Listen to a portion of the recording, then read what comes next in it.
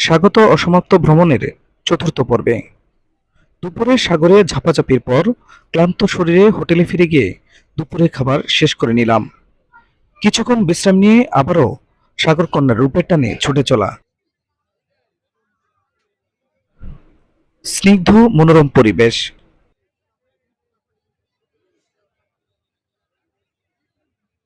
সহকর্মী Parthasarathi DSLR camera নিয়ে সুন্দর মুহূর্তগুলো বন্দি করে রাখতে ব্যস্ত। এদিকে দিনের আলো নিভিয়ে দিয়ে পশ্চিম আকাশে সূর্য হেলে পড়তে শুরু করেছে।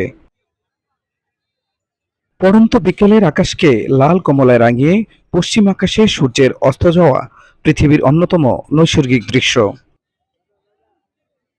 সূর্যাস্তের সময় আকাশে বিচিত্র রঙের প্রদর্শনী চলে।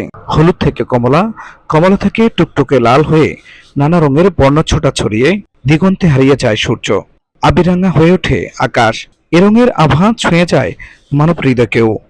এমন নৈসর্গিক দৃশ্য ক্যামেরাবন্দি করে রাখতে ব্যস্ত সবাই। একসময় সাগরের বুকে হারিয়ে যায় সূর্য, কুয়াকাটার বুকে নামতে শুরু করে রাতের নীরবতা। তবে তখনও মধ্যরাত পর্যন্ত জেগে আছে সাগরকন্যার পাড়। বৈদ্যুতিক আলোয় নানা পণ্যের পসরা সাজিয়ে বসে আছেন দোকানিরা।